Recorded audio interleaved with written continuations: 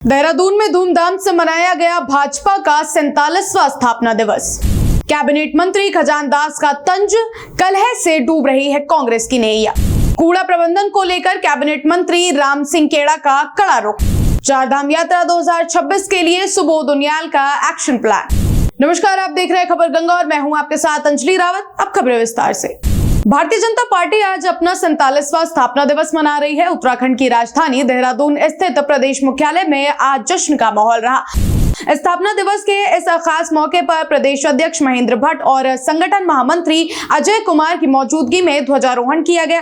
इस दौरान महेंद्र भट्ट ने पार्टी की इस शानदार यात्रा का श्रेय कार्यकर्ताओं के अटूट परिश्रम को दिया और उन्हें स्थापना दिवस की बधाई दी। 6 अप्रैल 1980 को अस्तित्व में आई भारतीय जनता पार्टी आज अपने 47वें साल में प्रवेश कर चुकी है। देखिए, आज अपने 47वें स्थापना दिवस पर मैं उत्तराखंड सहित देश के सभी पार्टी कार्यकर्ताओं को बहुत बधाई देता हूं। और हमारा ये जो संघर्ष है, ये ठीक कहा कि कभी 2 सांसद हुआ करते थे, लेकिन 2 से लेकर आज देश की सबसे बड़ी पार्टी, सर्वाधिक सांसदों वाली पार्टी अगर बनी है तो सभी कार्यकर्ताओं के प्रयासों से बनी है।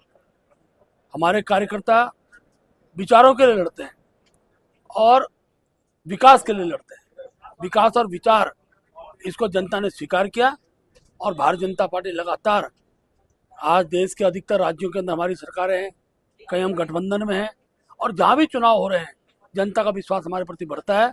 और मैं कह सकता हूं कि आज हमने प्रण भी लिया है कि अगले वर्ष स्थापना दिवस जब हमारा हो, उससे पहले विधानसभा के चुनाव हो जाएंगे और 2027 के विधानसभा चुनाव में भारतीय जनता पार्टी हैट्रिक मनाएगी। इसके लिए कार्यकर्ता निरंतर आज से ही प्रयासरत है। उत्तराखंड की राजनीति में इन दिनों कांग्रेस के भीतर की खींचतान चर्चा का केंद्र बनी हुई है। पार्टी के अंदरूनी मतभेद और वरिष्ठ नेताओं की नाराजगी अब बंद कमरों से निकलकर सार्वजनिक मंचों पर आ गई है।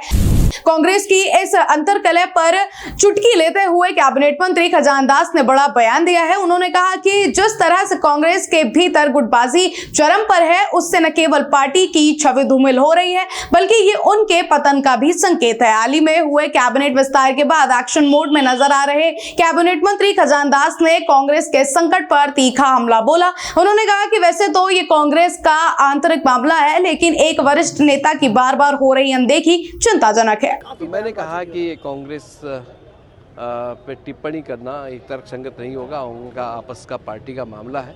किंतु मैं इतना ज़रूर कहना चाहूँगा कि एक वरिष्ठ लीडर की अगर अनदेखी होती है तो फिर उस पार्टी का क्या होगा वो तो ईश्वर ही जानेगा। किंतु मुझे लग रहा है कि जो खींचातानी जो चल रही है, जो समाचार पत्रों के माध्यम से जो आम जनमानस को दिख रहा है, वो ठीक नहीं है। उत्तराखंड के ग्रामीण इलाकों में गंदगी और कूड़ा निस्तारण की लचर व्यवस्था पर धामित सरकार अब पूरी तरह सख्त नजर आ रही है। नवनियुक्त कैबिनेट मंत्री राम सिंह खेड़ा ने आज कूड़ा प्रबंधन को लेकर अधिकारियों की क्लास लगाई। मंत्री ने साफ कर दिया है कि जिला पंचायतों को कूड़ा उठाने की पूरी जिम्मेदारी और संसाधन दिए गए हैं। इसके बावजूद यदि कहीं कूड़े के ढेर नजर आए तो संबंधित अधिकारियों की जवाबदेही तय की जाएगी और उन पर कड़ी कार्रवाई होगी। देखिए, जिला पंचायत की तरफ से पूरे प्रदेश में जिला पंचायत की तरफ से कूड़े के लिए जगह जगह एक स्पॉट बनाया गया था। वहाँ पर कूड़े के लिए एक डिब्बा भी हमारे द्वारा रखा गया था। अगर उसमें जिला पंचायत के द्वारा जब इकट्ठा कूड़ा हो जाता है तो उसको ले जाने के लिए गाड़ी आती है। तो पूरे प्रदेश में ये व्यवस्था हमने की है। लेकिन अगर कहीं पर अगर कूड़ा एकत्रित है, अगर वो हटाया नहीं जा रहा है, तो मैं जिला पंचायत के सभी जो अधिकारी हैं उनसे कहूँगा कि ये शिकायत क्यों आ रही है कि ग्रामीण क्षेत्रों में अगर कहीं पर कूड़ा इकट्ठा है, उसका निस्तारण नहीं किया जा रहा है, तो मैं वहाँ के एएमए से बात करके मैं विश्व प्रसिद्ध चारधाम यात्रा 2026 के आगाज से पहले उत्तराखंड का स्वास्थ्य महकमा पूरी तरह अलर्ट मोड पे है। श्रद्धालुओं की सुरक्षा को सर्वोपरि रखते हुए स्वास्थ्य मंत्री सुबोध उनियाल ने विभाग को पुख्ता इंतजाम करने के निर्देश दिए हैं। ऊंचाई वाले क्षेत्रों में होने वाली हाई एल्टीट्यूड सिकनेस से निपटने के लिए डॉक्टरों को विशेष ट्रेनिंग दी जा रही है। सरकार का स्पष्ट लक्ष्य है कि इस बार आस्था के साथ सावधानी के मंत्र को धरातल पर उतारा जाए। हाल ही में स्वास्थ्य विभाग की कमान संभालने वाले कैबिनेट मंत्री सुबोध उनियाल ने यात्रा तैयारियों की कमान खुद संभाल ली है। उनकी सभी जिम्मेदारी सरकार का धर्म भी और कर्तव्य भी है। हम इसमें अपना प्रयास कर रहे हैं और इसके लिए 4 धाम के लिए हमने देहरादून में और श्रीनगर में हम लोग कैंप भी वर्कशॉप भी कर रहे हैं, जिसमें 3 सेशन होंगे 2-2 दिन के, और हर सेशन में हम 20-20 डॉक्टर्स को ट्रेनिंग दे रहे हैं कि किस तरह हाई एल्टीट्यूड सिकनेस से लड़ा जा सकता है, किस तरह से हाई एल्टीट्यूड सिकनेस पर आम आदमी को जागरूक किया जा सकता है, और अगर दुर्भाग्य से कोई घटना हो गई तो उन घटनाओं पे तत्काल, अगर वो क्योंकि ऑटोमेटिक सी घटनाएं, एक्सीडेंटल घटनाएं होती हैं, तो एक्सीडेंटल घटनाओं के लिए मैं पूरी तरह तैयार है कि जिससे हमारा डॉक्टर इमीडिएट जाकर के उनको वहाँ पर हमारी तमाम तरह की टीमें उनको सुरक्षा देने का काम करें, उनके स्वास्थ्य की चिंता करें। तो पूरी तरह से विभाग तैयार है स्वास्थ्य व्यवस्थाओं को लेकर। क्योंकि पिछले बार 51 लाख के आसपास टूरिस्ट आया, और इस बार हमें उम्मीद है कि 60 लाख से ज़्यादा संभावना है। तो उस टूरिस्ट को हाई एल्टीट्यूड सिकनेस के लिए और हम लोग कैंप लगा करके उसका यात्रा से प्री ट्रैवल टेस्ट भी करने का काम प्रयास कर रहे हैं, ताकि कोई व्यक्ति अगर हाइपरटेंशन से पीड़ित है, शुगर है या उसको हार्ट की बीमारी है, तो ऐसे लोगों को रोकने का भी काम किया जाए, क्योंकि वहाँ पर जाके हाई एल्टीट्यूड में ऑक्सीजन लेवल कम होने से कहीं ना कहीं खतरा बना होता है। तो सबसे बड़ी परेशानी जो है, गत वर्ष तकरीबन 200 के आसपास लोग मरे, सबसे बड़ा कारण है हाई एल्टीट्यूड सिकनेस। बड़ी उम्र के लोग आते हैं, बीमारी होती है, तो कहीं ना कहीं उन पर हाई एल्टीट्यूड का असर पड़ता है। तो उसके लिए हम अपने डॉक्टरों को पूरी तरह प्रिपेयर करते हैं।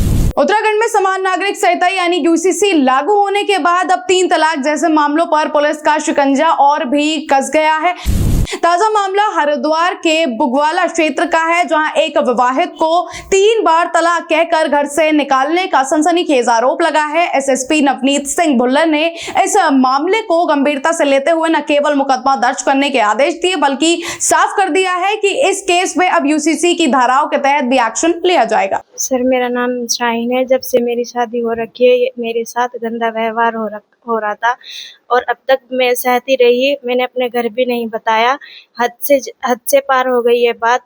अब मैंने अपने घर और मेरे साथ मेरी सासू लड़के को छोटी छोटी बातें बताकर मार पिटाई करवाती थी और आकर भगाती थी अपने भाई को और मेरे साथ गंदा व्यवहार करवाती थी।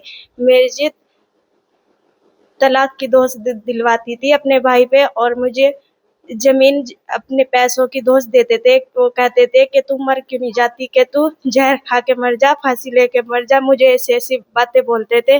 मैंने अपने घर भी नहीं बताया।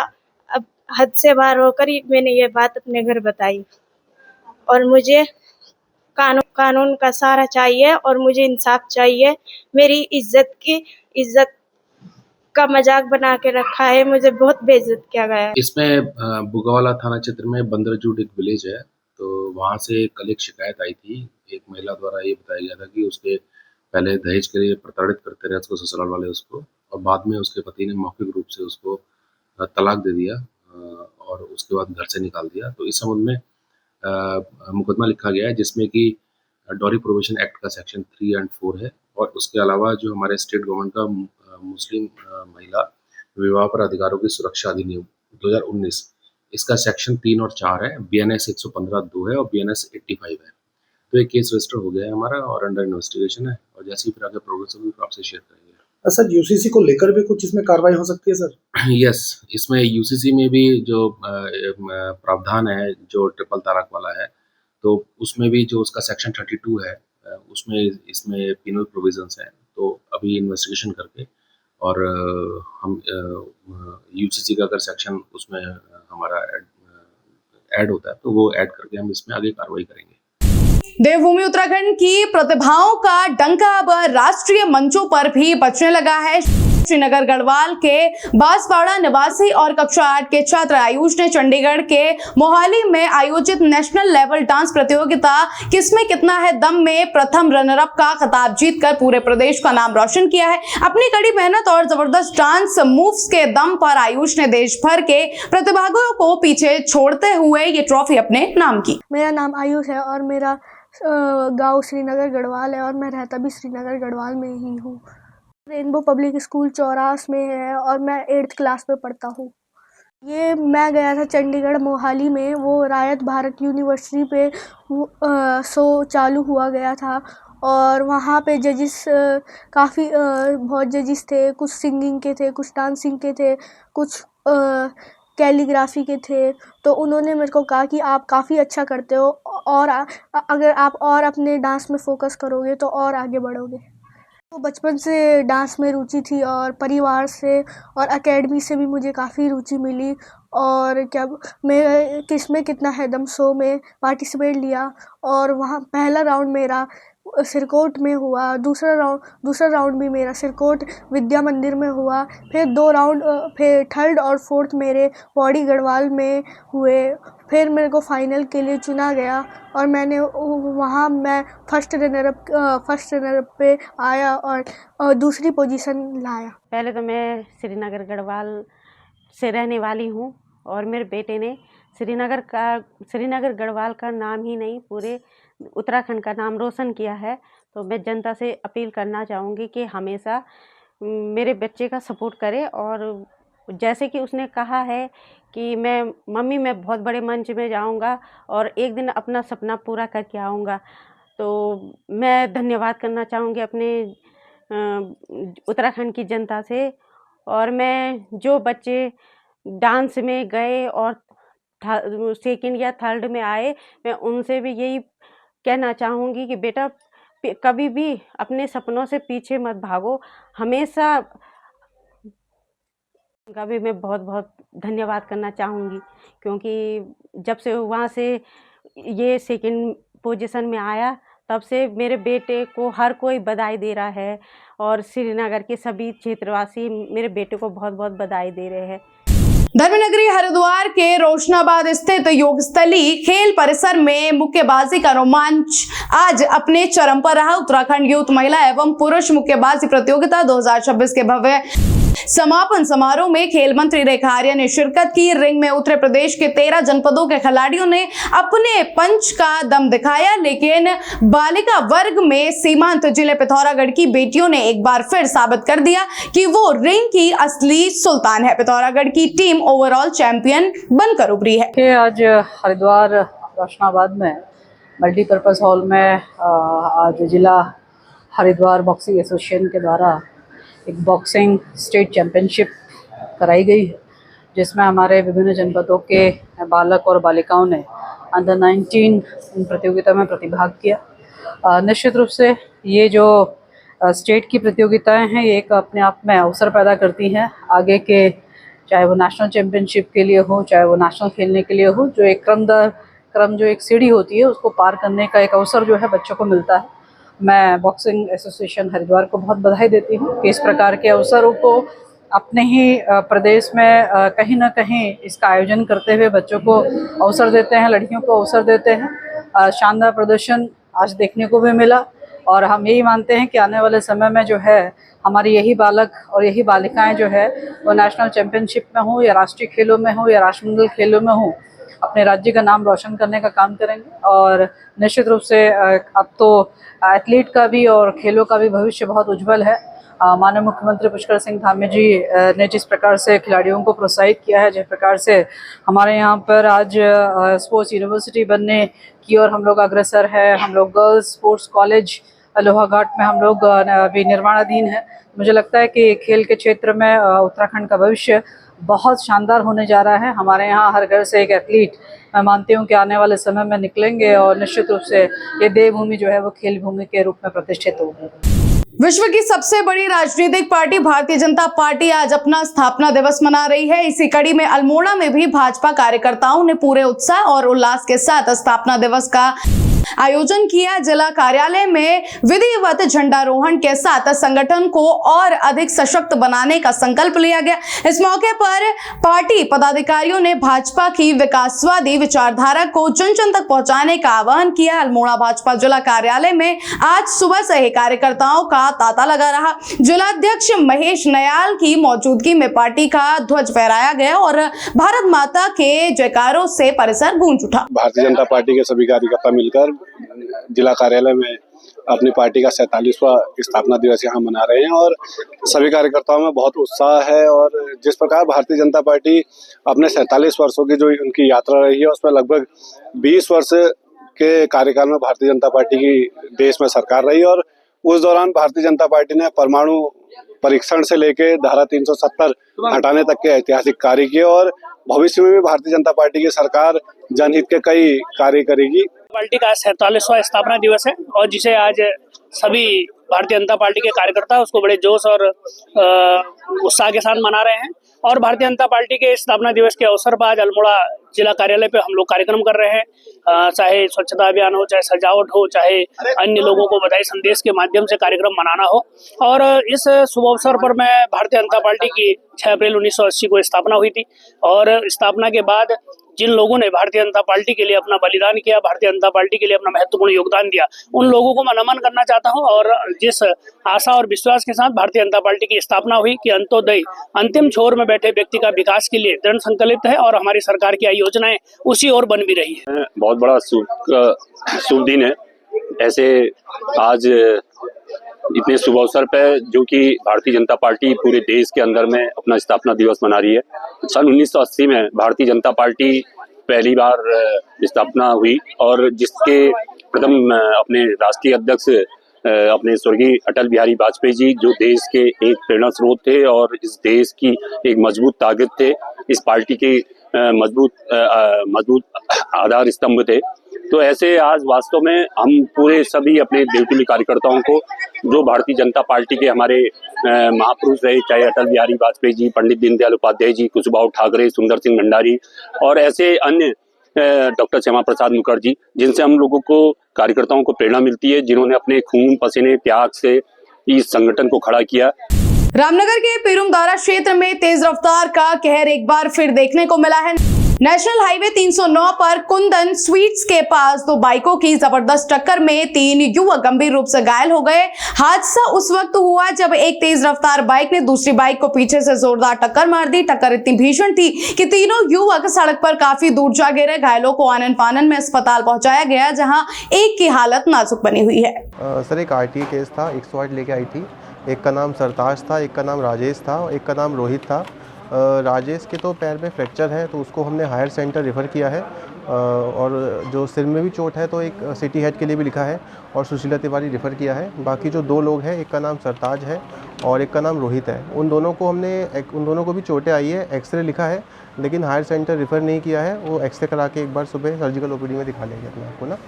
जनता की समस्याओं के त्वरित निस्तारण के लिए हरिद्वार जिला प्रशासन पूरी तरह एक्शन मोड में है। जिलाधिकारी मयूर दीक्षित के निर्देशन में आज जिला कार्यालय सभागार में भव्य जन सुनवाई कार्यक्रम का आयोजन किया गया। मुख्य विकास अधिकारी डॉक्टर ललित नारायण मिश्रा की अध्यक्षता में आयोजित इस शिविर में जिले भर से आए फरियादियों की 76 समस्याएं दर्ज की गई। रात की बात ये रही कि प्रशासन ने तत्परता दिखाते हुए 34 शिकायतों का मौके पर ही निस्तारण कर दिया। आज जन सुनवाई में 76 शिकायतें प्राप्त हुई, जिनमें 34 शिकायतों का निस्तारण मौके पर किया गया है। बाकी शिकायतों को संबंधित विभागों को अग्रतर कार्रवाई के लिए रिफर किया गया है। देखिए, निस्तारण के लिए निर्देश दिया गया है कि जो भी निस्तारण करें प्रभावी ढंग से निस्तारण करें, इससे जो शिकायत करता है उसको भी सेटिस्फेक्शन रहे, बार बार उसको शिकायत देके ना आना पड़े। इसमें अलग अलग तरह की शिकायतें आई, जैसे कुछ आपूर्ति को लेकर के थी, गैस आपूर्ति और राशन आपूर्ति को लेकर थी। कुछ शिकायतें ICDS की थी, कुछ शिकायतें शिक्षा विभाग से जुड़ी हुई थी, कुछ शिकायतें विद्युत विभाग से जुड़ी हुई थी। इस तरह से अलग अलग विभागों की शिकायतें आज प्राप्त हुई। उत्तराखंड में मुख्यमंत्री विवेकाधीन राहत कोष इन दिनों विवादों के घेरे में है। हल्द्वानी में एक प्रेस वार्ता के दौरान किसान मंच ने RTI से मिले आंकड़ों के आधार पर सरकार पर गंभीर आरोप लगाए हैं। संगठन का दावा है कि जरूरतमंदों के लिए बना ये कोष आज संपर्कधीन होकर रह गया है, जहां अपनों और रसूखदारों को करोड़ों की रेडियां बांटी जा रही हैं। किसान मंच ने इस पूरे मामले में श्वेत पत्र जारी कर और उच्च स्तरीय जांच की मांग की है। जब हमने मुख्यमंत्री राहत कोष विवेकाधीन कोष के बारे में जब RTI एक फाइल की, मुख्यमंत्री के गृह जनपद उधम सिंह नगर और कार्य क्षेत्र जो उनका है चंपावत जिले की, तो हमने ये पाया कि जो पात्र गरीब लोग हैं, जो वाकई व्यवहारिक लोग हैं, उन्हें 3 से 5 हज़ार रुपये का राहत कोष से अमाउंट मिल रहा है, जो तहसील और कई कागजों के बाद मिलता है। लेकिन वहीं जो भाजपा के रसूखदार लोग हैं, जो मुख्यमंत्री के करीबी हैं, जैसे कि ये एक आप देखिएगा, ये सदस्य हैं उत्तराखंड कृषि उत्पादन विपणन बोर्ड के सदस्य हैं उत्तराखंड प्रदेश के, इनको 5 लाख दे दिया गया। ऐसे ही भाजपा के अन्य गरीब हैं जो पूर्व में दर्जा राज्यधारी रह चुके हैं, इनके अकाउंट में, और भाजपा कार्यकर्ताओं के एक ही परिवार के अकाउंट में 2-2 3-3 लोगों को पैसा डाल के कुल मिला के जो गरीबों का जो मुख्यमंत्री राहत कोष है उसको भाजपा अपने नेताओं के लिए, कार्यकर्ताओं के लिए इस्तेमाल कर रही है। देखिए, इसमें पूरी तरीके से बंदरबाट मुख्यमंत्री राहत कोष में की गई है। हमने जो जानकारी जुटाई उसमें हयात सिंह मेहरा जी, संतोष कुमार जी, ऐसे तमाम चंपावत और उधम सिंह नगर के ऐसे लोग हैं जिनके ऊपर 2-2, 5-5, 10-10 लाख रुपए के बिल फाड़े गए हैं और जो असल ज़रूरतमंद है उनको 2-2, 3-3, 5-5 हज़ार में निपटाया गया। और हम ये भी कहना चाहते हैं, कोई एक अध्यक्ष है जिसके नाम पे 5 लाख का बिल फाड़ा गया है और एक जिलाधिकारी भी है, क्योंकि मुख्यमंत्री विवेकाधीन कोष में कहीं जिलाधिकारी को देने का कोई प्रावधान नहीं है। तो कौन सा ऐसा गरीब जिलाधिकारी है जिसके नाम पे 3 और 5 लाख रुपए दिए गए हैं उधम सिंह नगर और चंपावत में? इस पूरे मुख्यमंत्री विवेकाधीन कोष में भाजपा कार्यकर्ताओं के रिश्तेदारों को, भाजपा कार्यकर्ताओं को 5-5 लाख, 10-10 लाख, 2-2 लाख, 5-5 लाख रुपए उनके जेब खर्चे के तौर पर दिए गए हैं। हम इस पूरे मुख्यमंत्री विवेकाधीन कोष की जांच की मांग कर रहे हैं। उत्तराखंड की ऐसी छोटी बड़ी खबरों के लिए बने रहे हमारे साथ और देखते रहिए खबर गंगा। नमस्कार।